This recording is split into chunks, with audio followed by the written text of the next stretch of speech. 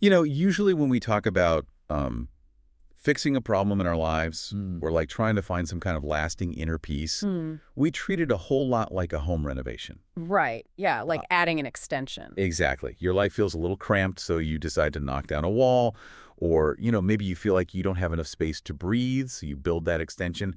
We identify a lack, Yeah. right? A space that feels empty, Right. and we try to construct something to fix it. Which is bad things. Yeah, we add a new job, a new relationship, a new hobby, maybe a really complex new meditation Oh, routine. the 10-step morning routines. Right. We're basically constantly trying to add more square footage to our happiness. Which, I mean, it makes perfect sense from a conventional standpoint. You feel a deficit, you acquire something to fill that deficit. Our entire society is built on that. Supply and demand. Exactly. It's a very logical mechanism of supply and demand, just, for the soul. But then you step into the world of non-duality and transcendental philosophy, and suddenly you're standing there with your blueprints, and the contractor looks at you and says, hey, the house isn't the problem. The problem is you think you need a house at all. Yeah, the entire blueprint just dissolves in front of you. It's a complete structural shift in how you view your own existence. And that shift is exactly what we are exploring today. So welcome to this deep dive. Glad to be here for this one. It's a great topic. It really is. We have a truly fascinating source document on the table for you today titled The Architecture of Transcendental Peace. And our mission today is to explore a question that sounds simple but is actually incredibly radical. What does it actually mean to need nothing? Yes. What does Yeah. it mean to need nothing? And I want to be really clear with you right out of the gate. We are not talking about like hollow asceticism here. Right. Definitely not. This isn't that weird performance of detachment where you pretend you don't want a nice car or a comfortable life while, secretly craving it, sweating bullets while you try to act all enlightened. Yeah, we are absolutely not talking about white-knuckling your way through life, just pretending your desires don't exist. The source describes a state where the very architecture of needing itself it completely dissolves. Okay, let's unpack this because to understand how to need nothing, we first have to kind of pop the hood and look at the engine of wanting. Why are we always chasing the next thing? Well, to understand the engine of wanting, we really have to look at its fuel. The source document pinpoints the universal premise of wanting so clearly. Which is what exactly? It says that every single act of wanting operates from one core, usually unconscious belief, which is, I am incomplete and something outside me would complete me. Wow, I am incomplete. It's that background hum of insufficiency. I mean, think about the endless cycle of upgrading your phone. You have a perfectly good phone, it makes calls, it takes great photos, but then the new one is announced with a slightly better camera. And suddenly the one in your hand feels like garbage. Right, so No. it feels lacking. Or, chasing a promotion at work. You tell yourself, if I just get to that next tier, then I'll be set. Then I'll be respected. Then I'll finally be whole. It's driven by that exact premise of lack. It runs beneath ambition, beneath hunger, even beneath our drive to create. Is there a specific term for this in the text? Yeah, so the Vedantic tradition has a specific concept for this called vikara. Vikara. Right, which roughly translates to modification or perturbation. And what's interesting is wanting isn't framed as a moral failing or like a sin you need to aggressively repent for. Ah, that's a relief. Yeah, vikara is just a pattern. It is the movement of your consciousness away from its own natural ground. So if we translate that out of the philosophical language into everyday life, it's like, okay, it's like that sudden itch you get when you're sitting perfectly comfortably on the couch on a Sunday afternoon. Oh, I know this feeling. Right. Nothing is wrong. The temperature is fine. But then your brain randomly tells you that you need, like a specific salty snack from the kitchen, to truly be happy. Yes. You've left your baseline. You've literally perturbed your own peace for a bag of chips. That couch scenario is the perfect micro-example of vikara. And the teaching here isn't to try and brutally suppress the urge for the chips. It's not. No, it is to transparently see the pattern of the ripple.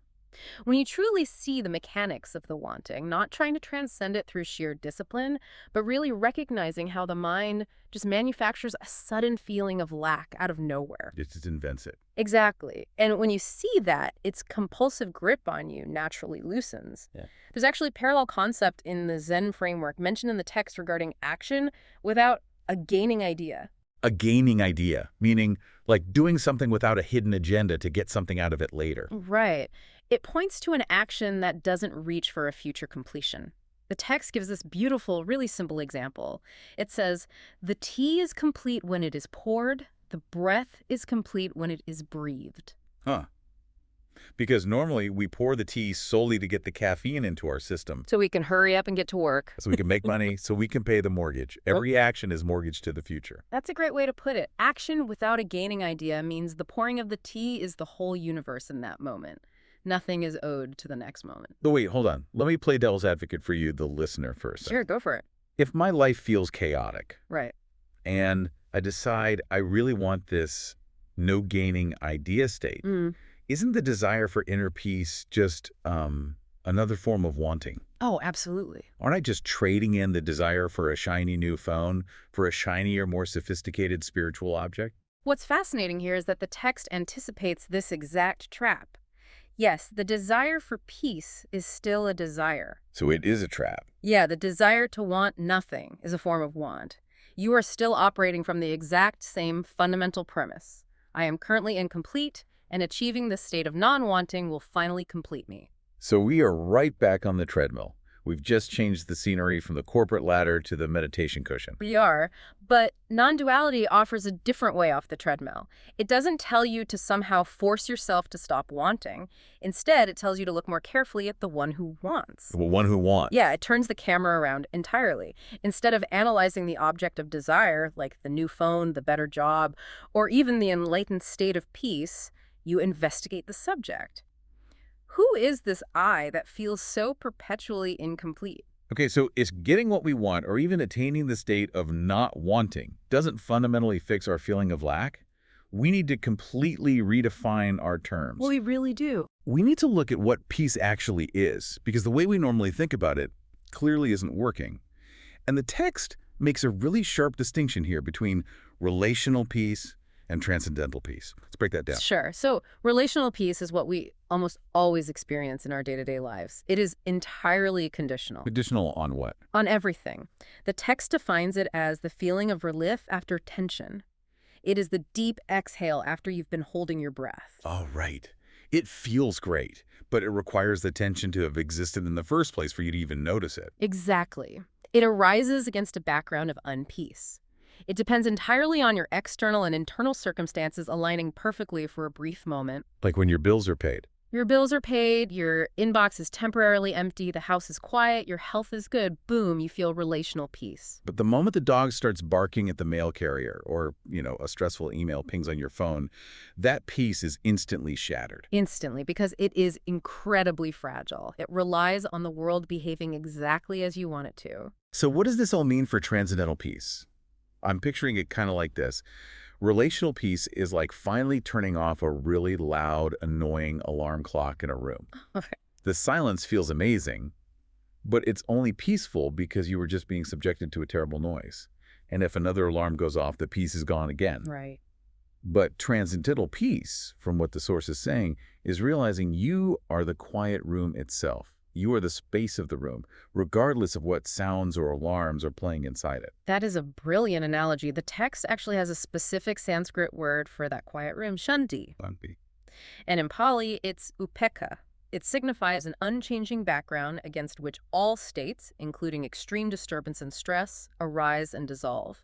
Transcendental peace doesn't come and go in response to conditions. It is the fundamental nature of the space. So it's not the opposite of stress. It's the container for the stress. Exactly. And this leads to a very tricky realization about human psychology. You cannot manufacture this peace. Because it's already there. Right. If you try to create transcendental peace, you automatically presuppose that it is absent.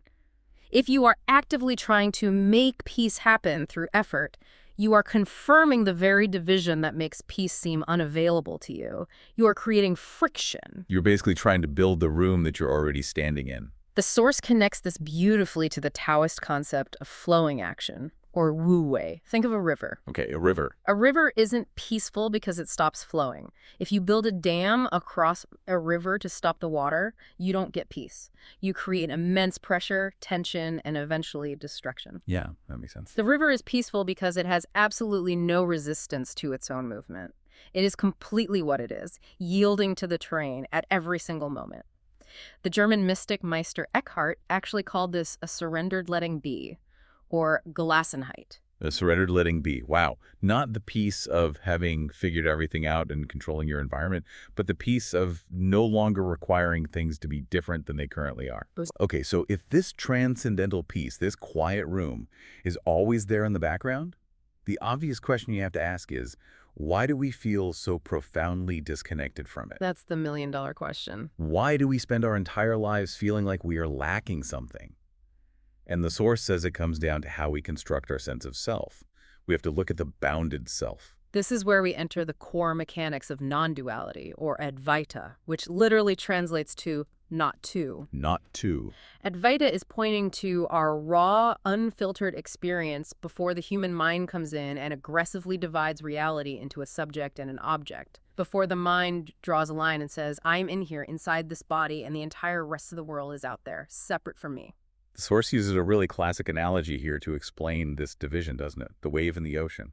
It does. The ordinary human mind operates through distinction. It looks at the ocean and says, I am this specific wave, I have this particular height, this speed, this trajectory, and you are that other wave over there. Which, I mean, is useful. Oh, highly useful. The text acknowledges that this wave mind structure is how we navigate the physical world, how we use language, how we form relationships and build societies. Right, like if someone is aggressively trying to steal my parking spot at the grocery store, I don't want to rest in the boundless, non-dual awareness that me, the other driver, and the Honda Civic are all one infinite consciousness. Probably not the best time for that now. I want my bounded individual self to honk the horn and claim my spot.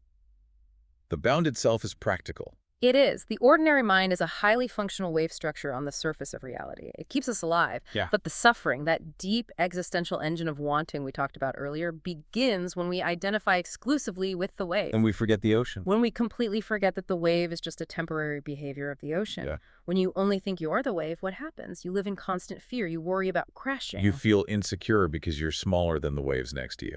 Exactly. You are terrified of eventually hitting the shore and disappearing altogether. Non-duality doesn't erase the wave. It simply points out that the water was never absent. Hold up, though. Yes. The source starts bringing in the Buddhist concept of sunyata here, which translates to emptiness. Yes, it does. If I'm an everyday person hearing about the collapse of the self and emptiness, that just sounds incredibly bleak. It sounds like straight-up nihilism. Why would you, the listener, want to lose your identity, your passions, your drive, and just become a blank slate? If we connect this to the bigger picture, that is the single most common and perhaps the most dangerous misreading of these traditions in the modern world. Because it sounds terrible. It does. But shunyata is absolutely not nothingness. It is not a dark, apathetic void where your personality goes to die. What shunyata actually means is the absence of inherent, fixed, independent existence. So what does that actually look like in practice? Think of a tree. We look at a tree and label it as a single, independent object. But a tree isn't just a tree. It is made entirely of non-tree elements. Like what? It is the rain that watered it. It is the sunlight that feeds it. It is the soil, the nutrients, and even the carbon dioxide that we exhale. Oh, I see. If you remove the rain, the sun, and the soil from the tree vanishes. It has no independent existence separate from the rest of the universe. Radical interdependence. So shunyata means realizing that you are exactly like that tree. You aren't an isolated, bounded entity dropped into a hostile world. You are a continuous, dynamic process connected to everything around you. Yes, because a wave can't lack water. It is water. Mind blown.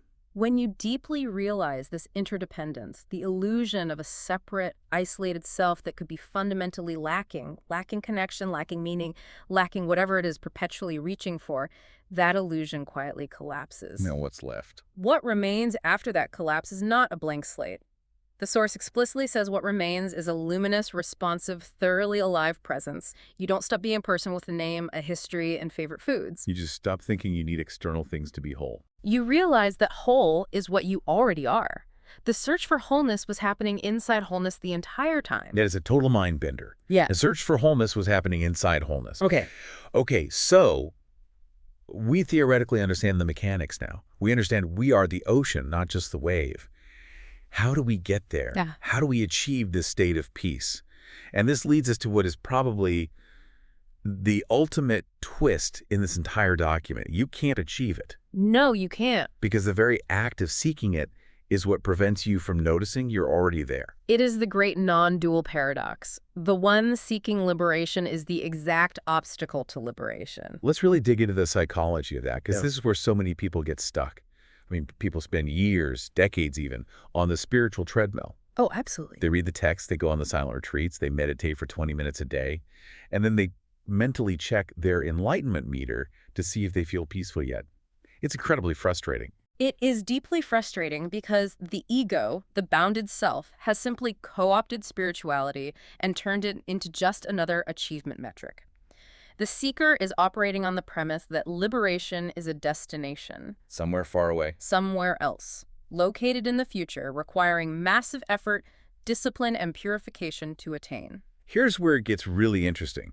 Are you saying that you, the listener, who might be reading profound philosophical texts to improve yourself or, meditating right now, or maybe even listening to this very deep dive to find some kind of clarity or peace, that you are actually getting in your own way? Yes. The act of trying to fix the problem is actively sustaining the problem. In a very real sense, yes. The friction of trying to get somewhere else obscures the reality of where you are, but, and this is important, the text offers a tremendous amount of grace regarding this. Yeah.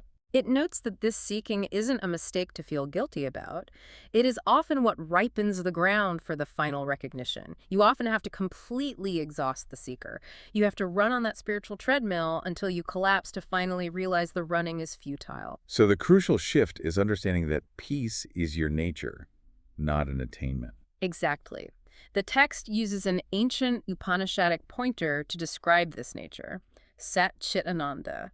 Existence, consciousness, bliss. And it is vital to understand how the text defines bliss here, right? Because it trips up a lot of modern readers. It really does. Bliss, in this context, is not a peak emotional experience. It is not the sudden thrill of winning the lottery or the temporary euphoria of a great party or even like a mind-blowing mystical vision. So what is it?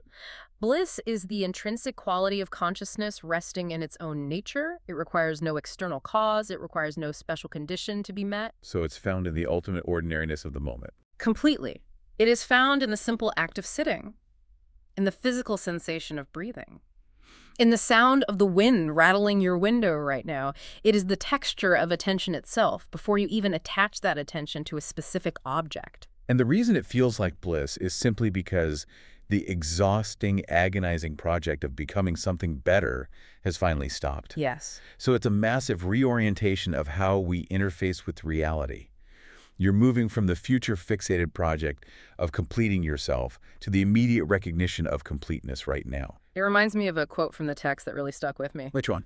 It said, "This shift leads to not the peace of having finally arrived somewhere, the peace of noticing that you were never anywhere else." That is the absolute essence of it. The compulsive need for things dissolves, not because the things in your life suddenly become unimportant. I mean, you still care deeply for your family, you still strive to do good work, you still enjoy a good meal. Right, you're still human. Exactly. But that anxious clinging, that clench of needing those things to serve as a substitute for your own wholeness is recognized as a profound misunderstanding of who you are.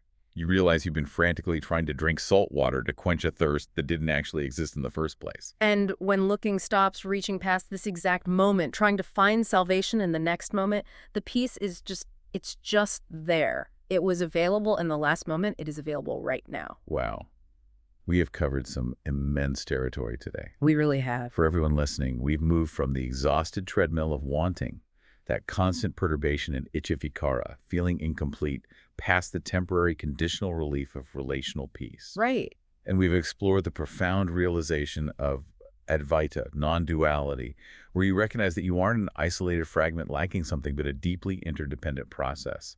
Wholeness is the very fabric of what you already are. It is a journey from trying to construct a state of peace to simply allowing the architecture of needing to dissolve back into the ocean. And as we wrap up this deep dive, I want to leave you with a final thought to mull over as you go about your day. We talk about how transcendental peace is the unchanging background to all states, even the difficult ones. It's the quiet room that holds the blaring alarm clock. Yes. So what happens the next time you feel intensely frustrated or overwhelmed or anxious? It is the ultimate question to take off the page and into your actual lived experience. What if, instead of instantly trying to fight that anxiety, instead of trying to fix it or escape it to get back to a baseline state of peace, you simply pause? What if you just notice the vast, quiet awareness that is actively holding that anxiety? If transcendental peace doesn't require the absence of stress, how does that change your very next stressful moment? Do you still need to knock down a wall in your life, or can you just sit in the room? Thank you so much for joining us on this deep dive. Carry that quiet recognition with you, and we'll catch you next time.